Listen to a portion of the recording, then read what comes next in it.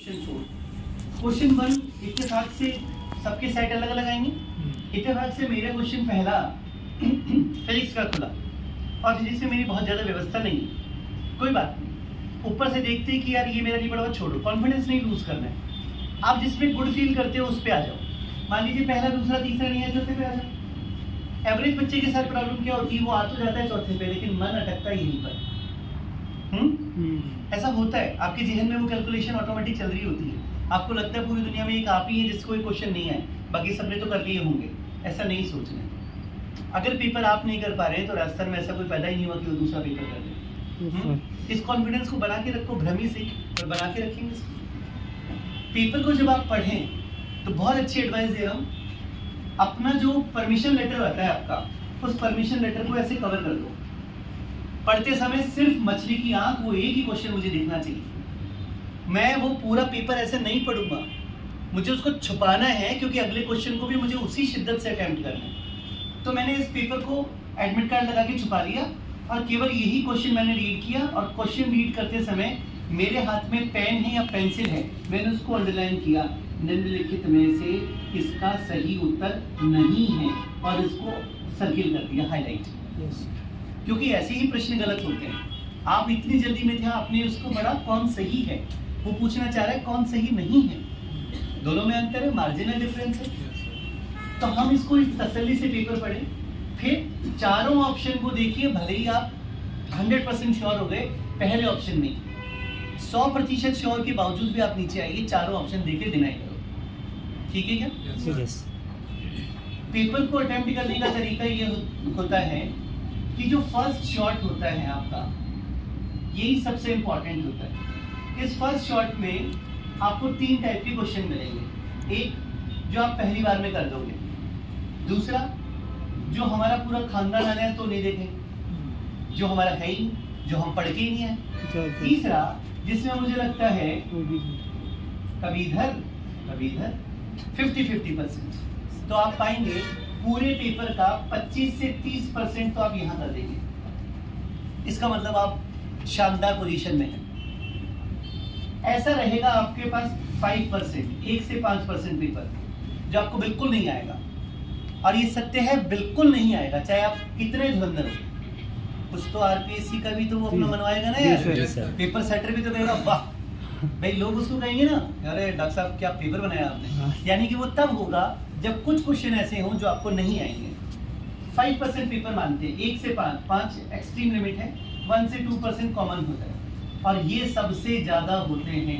50 से 60% पेपर अगर ऐसा है, 30 से 40% पेपर अगर ऐसा है जिसमें आप 2 को अलग हटा गए और 2 में आपको डाउट लग रहा है, तो आपको ऐसे क्वेश्चन को दोबारा नहीं देखना, ऐसे क्वेश्चन को भी दोबारा नहीं देखना, केवल ऐसे ही प्रश्नों पर दिमाग और समय दोनों लगाने हैं। पेपर अटेम्प्ट करने का तरीका समझ में आ गया क्या? एवरेज बच्चा हर प्रश्न को दोबारा देखता है। आपको आरपीएससी किसी भी पेपर में इतना समय देती है कि आप पूरा पेपर 2 बार सॉल्व कर लो, 0 से, इतना समय मिलता है। पर वो ज़्यादा समय नुकसान उसको करता है क्योंकि आप जो पहला अटेम्प्ट करते हो वो बिल्कुल सटीक टू द पॉइंट आंसर यहाँ से निकाल के लाता है। फिर अगर आप उस पर रीथिंक करते हो तो अपने आप ही आप उसका गड्ढा खोदता खोदते पता नहीं बंगाल की खाड़ी को अरब सागर से कैसे जोड़ देते हो, और आंसर फिर वहाँ से आता है जो गलत होता है, और फिर आप उसको रब करके उसकी जगह पे वो करने की कोशिश करते हो। ऐसा काम ना करें। ये कब प्रैक्टिस मुझसे छूटेगी, क्योंकि ये कहना आसान है लेकिन जब खुद के सामने पेपर आता है, डिसीजन लेना होता है, तो मन में एक लालच रहता है, कर दे एक ही तो क्वेश्चन कर दे। ऐसे एक एक करते हुए बहुत सारे हो जाते हैं, ऐसे नहीं करना। ये कब छूटेगी? अच्छा सजेशन ये है, आप OMR शीट को साथ भरते चलिए। जैसे एक पेज कर लिया आपने, 4 क्वेश्चन में से कुछ क्वेश्चन ऐसे जो मेरे बिल्कुल 100% श्योर हो गया, मैं हाथों हाथ भर दो उसको। अब आप भी फ्री, आप दोबारा नहीं देखोगे और देख के भी क्या कर लोगे, भर दिया जो भर दिया, बोलो yes. और जो ये है इनको खाली छोड़ दो। तो हमने क्या किया, अपने इनमें मैंने जो हो गया उसको तो ये किया, जो नहीं हुआ उसको ये किया, और जो मुझे दोबारा देखना है उसको ये कर दिया।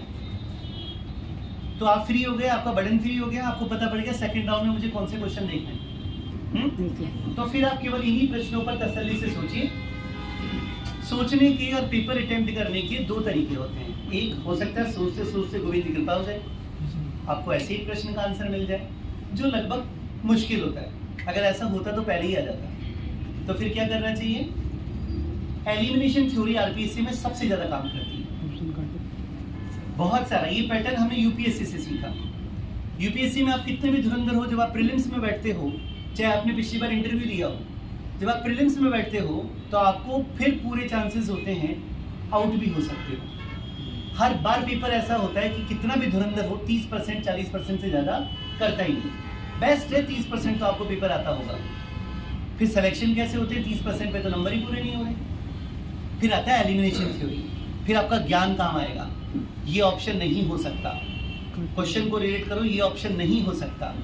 फिर जो बच जाए, चाहे उसको आप जानते हो नहीं जानते, फिर ऐसे क्वेश्चन को अटेम्प्ट करना चाहिए जिसके बारे में आप श्योर हो गए कि ये 3 तो नहीं हो सकते, तो चौथे को अटेम्प्ट कीजिए। तो ऐसे करके आप अपना पेपर अटेम्प्ट कीजिए।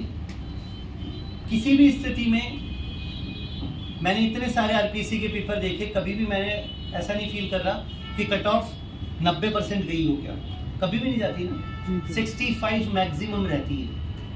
अब आपका उस दिन क्वेश्चन ये नहीं होना चाहिए सर कितने क्वेश्चन अटेम्प्ट करके आए। It is all up to you. अगर आपको पूरा पेपर आ रहा है तो पूरा पेपर करो। और अगर आपको लग रहा है पेपर टफ है और आप 60 के आसपास ही हैं और आपने पूरी जान लगा दी तब भी इतने ही हैं, तो नेगेटिव मत करके आना। क्योंकि अगर आप नहीं कर रहे तो फिर और भी कोई नहीं कर रहा। और फिर अगर कोई कह रहा है कि मैं 80 करके आया हूँ तो उसको वहीं बधाई दे दो, तुम आउट हो गए मैच से। बात मेरी समझ में आ रही है?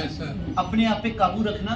ऐसा नहीं है कि पेपर की टफनेस देख के आपको ये महसूस हो कि यार 65% पे मेरा नहीं होगा, मुझे इस पे ज़्यादा क्वेश्चन अटेम्प्ट करने चाहिए। नहीं, अगर पेपर का लेवल वैसा है कि आप नहीं सहज हैं उसमें, तो फिर उतने ही करके आइए जितने में आप सहज हैं। Is it okay? यस। और लास्ट में आपको कि OMR के अंदर कांट छांट जितनी कम करेंगे, क्योंकि वो ऑप्टिकल मैग्नेटिक रीडर है, आपकी नहीं सुनेगा वो। तो अगर इंक कहीं लगी है तो उसको सबसे ज़्यादा सावधानी से संभाल के, और इन्विजिलेटर से किसी भी तरह से कोई पंगा नहीं लेना है, क्योंकि इन्विजिलेटर ही आपकी OMR को उस बॉडी तक पहुंचाएगा जहां पर वो चेक होगा। तो हमें उससे सौहार्दपूर्ण वातावरण बना के रखना है और ऐसी कोई गलती नहीं करनी है। ये मेरी तरफ से था। अब आपकी तरफ से कुछ क्वेरी हो तो आप पूछ सकते हो। हाँ, आ जाओ।